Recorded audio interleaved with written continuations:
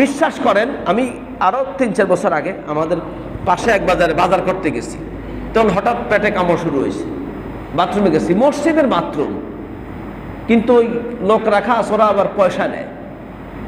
বাথরুমে যাই আমি, মানে এমন দুর্গন্ধ বাথরুমে, আর এই সিগারেটের কি কয় এটারে যেটুক পড়ে থাকে শেষে, পোষা না পাশা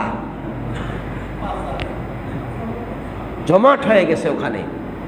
আর আমি বের হয়ে গেলাম যে ব্যাপার কি, এখানে কি শুধু সিগারেট খাওয়া লোকেরা আসে যে লোক পয়সা নেয়? হুজুর কি বলবো, বিড়ি না খাইলে নাকি ওগো পায়খানা হয় না। সুইপার সে লোক বলতেছে বিড়ি না খাইলে ওগো পায়খানা হয় না। নাউজুবিল্লাহ মিন যালিক। আল্লাহ তাআলা এই জাতিকে হেদায়েত দান করেন।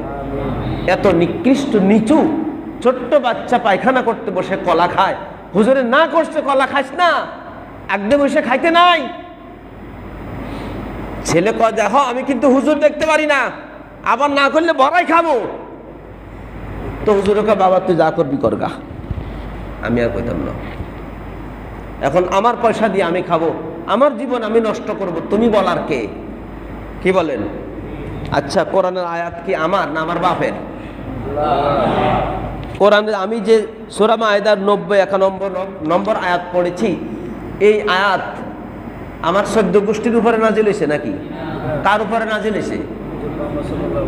মুহাম্মদুর রাসূলুল্লাহ সাল্লাল্লাহু আলাইহি সাল্লামের উপরে নাজিল হয়েছে। কখন কখন নাজিল হয়েছে? যখন ওই যুগের মানুষকে পৃথিবীর মানুষেরা জাহেল বলতো, এবং ওই যুগকে আইয়ামে জাহেলিয়াত বলা হতো, মূর্খতার যুগ বলা হতো। এখন তো মূর্খতার যুগ বলে না, এখন বিজ্ঞানের যুগ বলে। কি বলে? বিজ্ঞানের যুগ। ওই মূর্খতার যুগের লোকেদের কাছে আল্লাহ তাআলা এই আয়াত নাজিল করেছেন। ওরা যখন আয়াত মেনে নিয়েছেন, আনুগত্য করেছেন, তখন তারা মূর্খ থাকে নাই, তারা আকাশের নক্ষত্রের মতো তারা এরকম মূল্যবান হয়ে গেছে। সুবহানাল্লাহ।